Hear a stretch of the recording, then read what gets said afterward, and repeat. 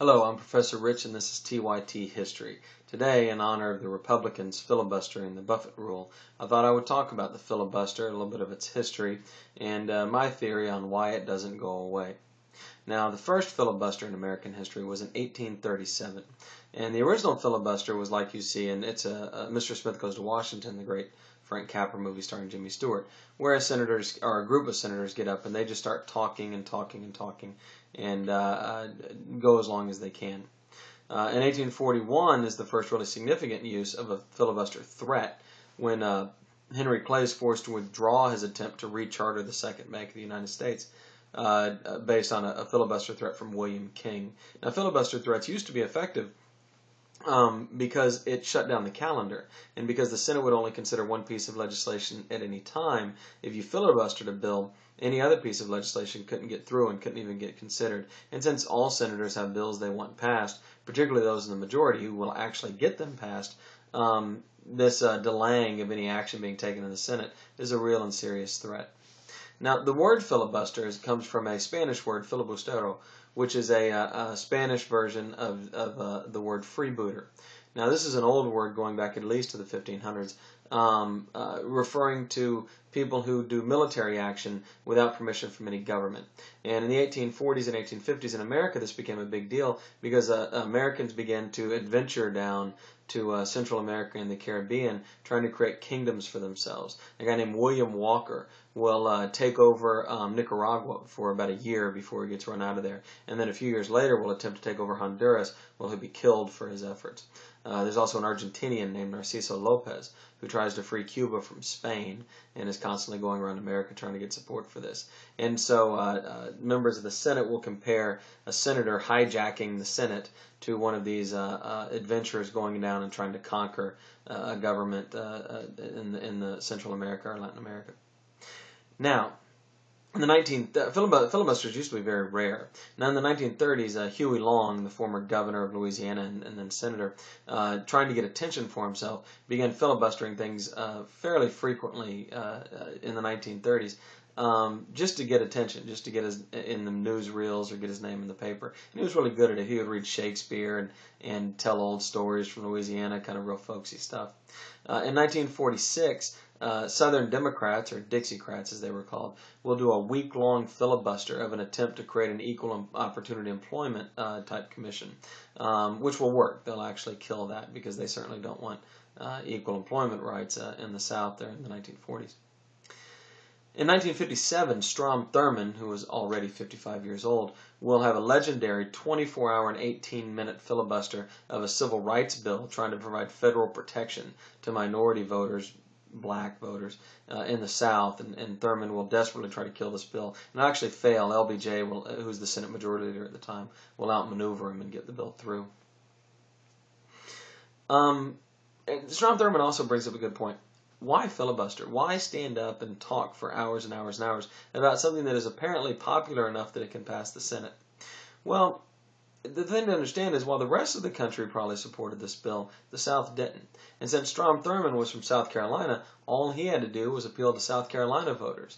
And so he was able to take a stand against something that may have been popular otherwise, but was deeply unpopular where he was from and where the voters he had to get were located. And so it made sense for him to filibuster the bill. Today, of course, because the Republican Party is so oppositional to Barack Obama, even on something popular like the Buffett Rule, it makes sense for them to filibuster as well, because their voters, the people who might actually show up and vote for a Republican, hate Obama so much, it doesn't really matter what the issue is. They're seen as heroes simply for standing up to him. And that's kind of, I think, the dynamic of a filibuster. In 1964, Dixiecrats again will filibuster the Civil Rights Act of 1964, the most important Civil Rights Act in American history. And a group of Southern senators will talk for 75 hours straight until their filibuster is shut down by only the second cloture vote, which is a vote to end debate.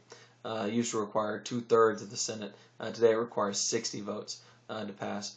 The second cloture vote since 1927 will end the filibuster of the Civil Rights Act of 1964. In the 1970s, the Senate will actually change the rules, which will make it much easier and really much more attractive to filibuster.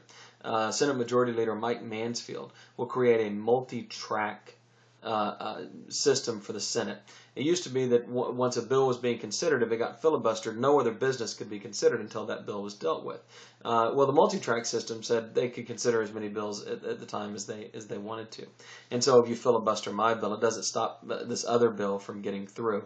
And so it removes a lot of the pressure on a filibustering senator because he's killing all these other people's legislation.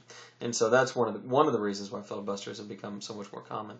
How much more common are they? Well, by the late 1960s, there had been many sessions in U.S. history that had no filibusters. And the average session, the all-time high by the late 1960s was 7 filibusters. In recent years, we've averaged over 50 filibusters a session and hit a record in 2008 with 112 filibusters. So you can see the number of these things has just exploded. Now, one of the things I've wondered the whole time I've been watching politics is the filibuster is just a rule. It's just a Senate rule. And it can be taken out of the rules at any time, really, and it'd be very easy to take it out at the beginning of the session. But it's never taken out. It's not in the Constitution. The Senate has to agree to have it, basically, and the majority party has to agree to have it. Now, I understand why the minority party wants it, because it gives them a lot more power. But why does the majority party, session after session, vote for it? And I think the reason they say, well, we want to give the minority a voice. I don't believe that at all. Some people say, well, they don't want to appear to be dictators. I don't buy that at all. Here's what I think. Parties are not, or the Senate is not just split along party lines. There are different ways the Senate is divided. And let's take the 50s and 60s, where you had a Democratic Party that had these Dixiecrats in it, these Southern racist senators who wanted segregation. But the majority of the Democratic Party actually supported civil rights. Well, imagine I'm a Dixiecrat senator, and we're sitting there discussing the rules, and you need me and my other Southern senators' votes to get the rules passed. Well, my concern as a Dixiecrat senator, I don't like putting myself in that position, but my concern is that you might go team up with a bunch of liberal Republicans who also support civil rights and pass a lot of legislation helping black people. And that's the last thing me as a Dixiecrat want. So even though I'm in the majority party, I actually like the filibuster because it prevents you, the liberal senators in the Democratic Party, from running roughshod over me by teaming up with some Republicans who agree with you. So I think that's why the majority party keeps putting it in there. Take, for example, today, the Democrats are writing the Senate rules, but you got a number of corporatist senators, Ben Nelson of Nebraska, Max Baucus, for example, who, of course, agree with the Republicans on so many things when it comes to issues like taxation and regulation. And they might be worried that Bernie Sanders and back in the day, of course, Russ Feingold or Al Franken might team up and actually get the Democratic Party to do something liberal. And they want to be able to team up with the Republicans to shut that down.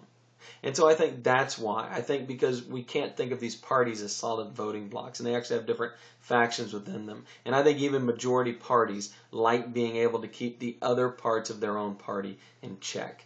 And that's my theory on why the filibuster is there. Now, one problem we're having is that Republican senators are pretty lockstep. So it's not clear to me that if they take the Senate back, that they will have any motivation at all to maintain the filibuster rule. I think it's easy to imagine them getting rid of it because they don't really, in the House they do with the Tea Party, but in the Senate, as of yet, they don't really have some sort of rogue group of senators like the Dixiecrats or the Blue Dogs that the Democrats have had in the past. So that's my theory. I pretty much just made it up. Let me know what you think. This is Professor Rich for TYT History. Thanks for watching.